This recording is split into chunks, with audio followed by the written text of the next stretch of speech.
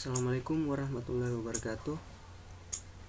My name is Fahri Aryadin from State University of Makassar. My major is English Education, Class C.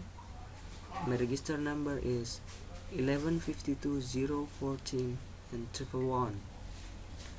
Okay, from the previous meeting, we have learned about prose. And today we are going to learn about narrative text and news item. But before we start the lesson, I wanna remembering you and summarize about prose.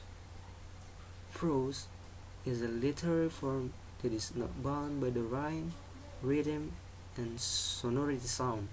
It's not like a poetry. Jadi, prosa adalah suatu karya sastra yang tidak terikat dengan rima, ritma, dan kemerduan suara. Dan itu tidak seperti dengan puisi. It's use an ordinary grammatical structure.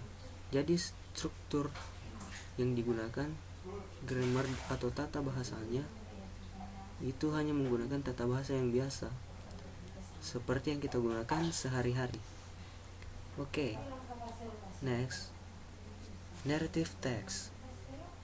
Narrative text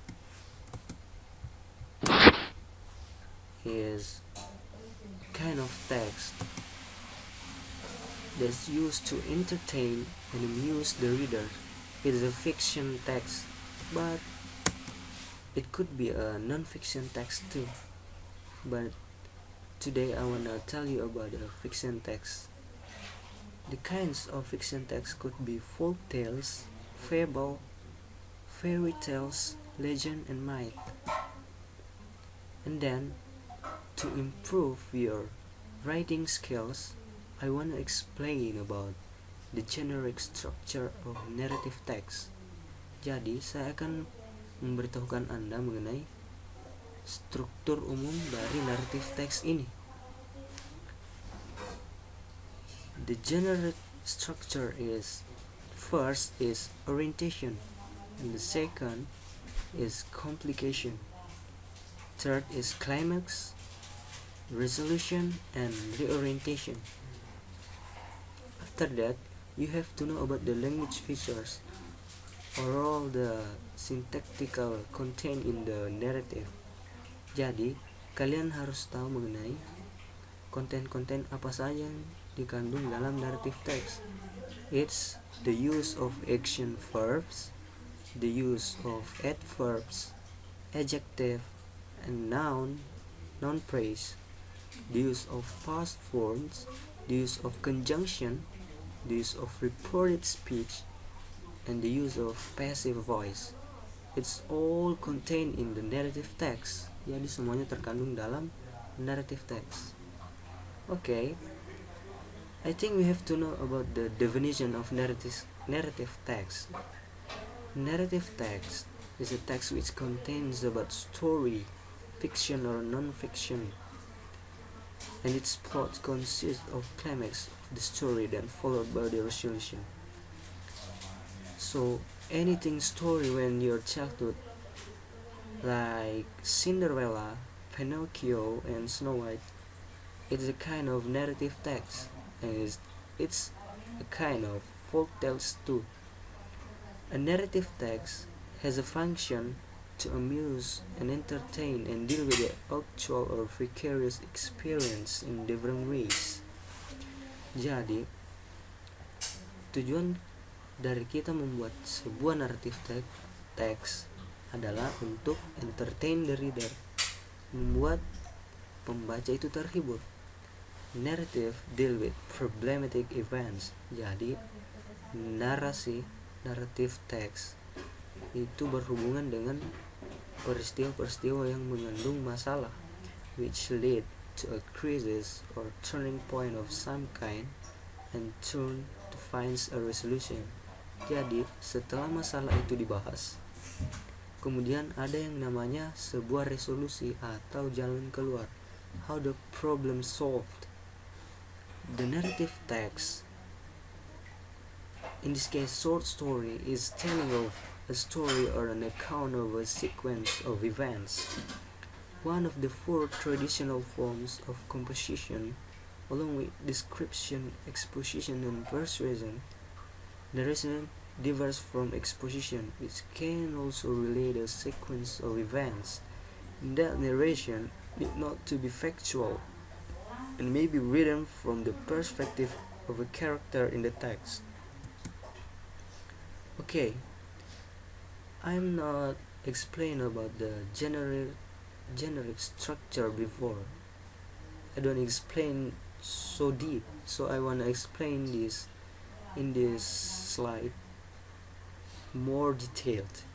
Orientation is the sets of the scene and introduce the participants. As we know that the first paragraph is the orientation in the narrative text, and the next paragraph is complication. It's a crisis arises. Jadi bagaimana masalah itu mulai timbul, and then the resolution, the crisis or resolve for the better or for worse. Jadi setelah masalah dibahas sedemikian rupa, maka ada yang namanya resolusi atau penyelesaian masalah. Seperti teori fluktuasi, ketika mencapai puncak maka akan kembali ke dasar. Nah, for the fourth and the fifth parts, it's just an optional. Jadi bagian keempat dan kelima ini hanyalah pilihan. Artinya di sini penulis can be write it on his own narrative text, and he can not show it in his narrative text. Jadi dia bisa saja memasukkan bagian keempat dan kelima ini, tapi bisa saja juga tidak ditampilkan dalam narrative text. Second, the grammatical features use tense past. Jadi grammatical featuresnya menggunakan past tense. Artinya semuanya terjadi pada masa lampau. And it's always be used temporal conjunctions. Ini sangat suka menggunakan kata penghubung waktu. For example, once upon a time, suatu ketika, pada suatu hari, one day, long time ago, pada zaman dahulu kala. Okay, this is some example about narrative text. I wanna read the text. It is about flower on the cleavage.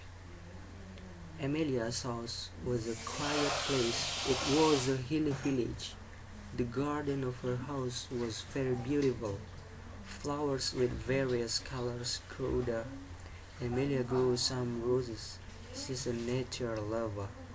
So as we can see that the first paragraph is the orientation atau pengenalan mengenai latar belakang cerita and the participants atau karakter-karakter yang akan diceritakan dalam naratif teks ini. And next, it's some kind of complication. One day, Amelia closed her book. She felt tired after studying hard. She stood by the window. She could see the mountain from there. It was a beautiful blue screen. How beautiful, how wonderful it would be if I could reach the top of the mountain without climbing. Jadi permasalahannya di sini dia mulai berangan-angan dan memimpikan sesuatu yang kayaknya tidak mungkin terjadi, sepertinya tidak mungkin. If you want to fly up there, follow me, said a soft voice. It's suddenly. Jadi tiba-tiba ada suara bisikan yang sangat halus memberitahukan Amelia. Amelia was surprised. Amelia sangat kaget. Who are you? Why did you come in without permission? Siapa kamu? Kenapa kamu datang tanpa permisi? My name's Julie. My home is a bit far from here. I want to be your friend, Amelia, said the girl. "You know my name," said Amelia. "I often hear your mother calling you." Yuli answered. She reached out her hand to Amelia. Amelia shook Yuli's hand. "Why is your hand so cold?" "I'm sorry, it's a wrong types. It could be COLD." "Are you ill?" asked Amelia, worried. "I haven't been to school for a few days," said Yuli. "If you were sick, why aren't you in bed now?" asked Amelia. Amelia mulai bertanya-tanya mengenai Yuli ini. Dia penasaran dan agak khawatir. "The fresh air will make me better," Amelia said Yuli. Yuli pulled Amelia's hand. She wanted Amelia to follow her.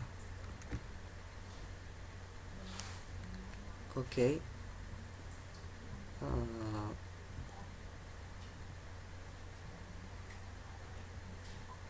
I continued the story. "Oh no, I can't go now. I must do my homework." "Okay, how about tomorrow?" asked Yuli.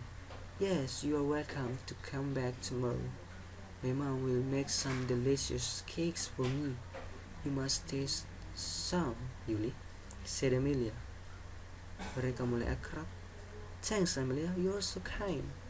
Yuli waved to Amelia and then she was gone. Amelia's mother was puzzled to see her daughter talking alone. "Who are you talking to, Amelia?" her mother asked her. "Oh, I was talking to Yuli, my new friend," answered Amelia. "But I didn't see anybody," said Amelia, puzzled mother. "This wasn't my fantasy, ma'am. Yuli is my real friend. Her house is a bit far from here. She will come again tomorrow. I had promised to give her the cake you made," told Amelia. "You are a little bit stranger." "I'm sorry, it's wrong types too. It should be stranger," told Amelia's mother, shaking her head again.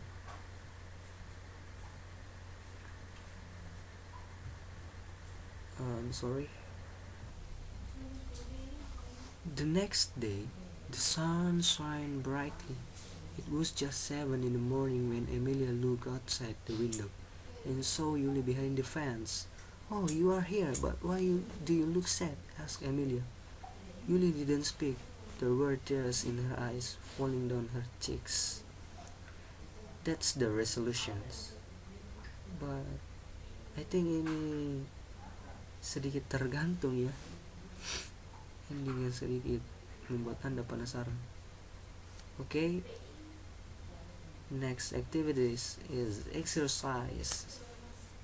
Ini adalah tugas buat kalian. It's assignment for you to read the exercises. If you want to take these exercises, just download it from my blog fahri.wordpress.com. And then if you wanna some, just call me via Google Plus Hangouts. We can talk and solve these exercises. I will tell you about the right answer. Okay, so I think we can skip these steps. Okay, the second material is about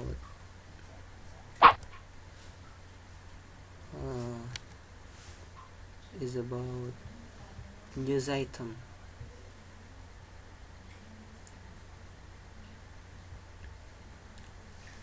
News item is a text which informs reader about events of the day.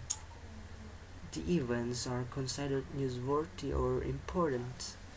Jadi, news item itu seperti berita. The generic structure of news item is newsworthy event, or the headline, berita utama dari suatu peristiwa. The background event, or the sets, latar belakang peristiwa secara rinci. The third is the source. It is the source of the information. Jadi sumber dari informasi. that is really related with the events, sangat berkaitan dengan suatu peristiwa. Sometimes it uses verbal verbs, menggunakan kalimat kata kerja verbal like said, informed, told, report, and etc. And then the language features of news item is using action verbs, using saying verbs, using passive sentence. And then this is some example about the news item. You could see that the source is the Jakarta Post and Viva News. I will read it. Viva News. Members of the House of Representatives (DPR), Dewan Perwakilan Rakyat, who recommend for the rights to inquiry on Bank Century bailout case are likely keener in probing into the case.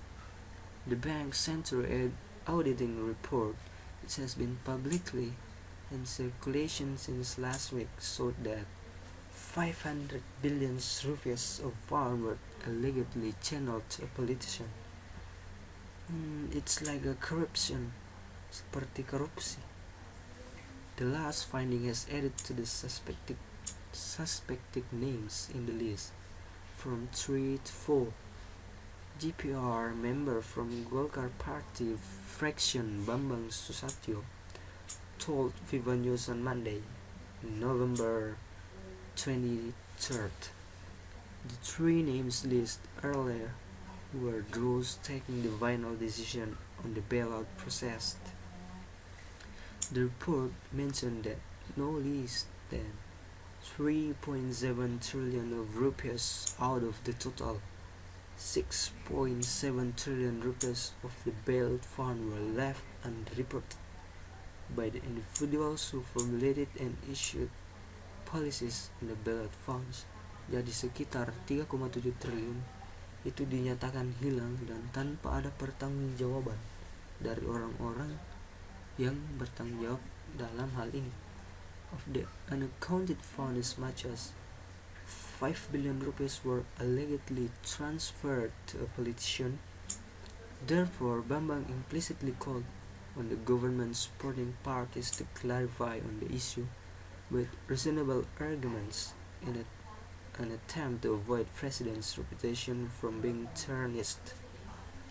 It's evidence that the Bank Century case is a key factor in determining whether or not the government will maintain stability. As a result, the government supporting parties should support the rights to inquiry in order to settle the case as soon as possible. The public has been informed about the report on the bailout fund. It has caused DPR to exercise the rights to inquiry soon, he said. Okay guys, this is my presentation, my assignment, and I think it's enough. Assalamualaikum warahmatullahi wabarakatuh.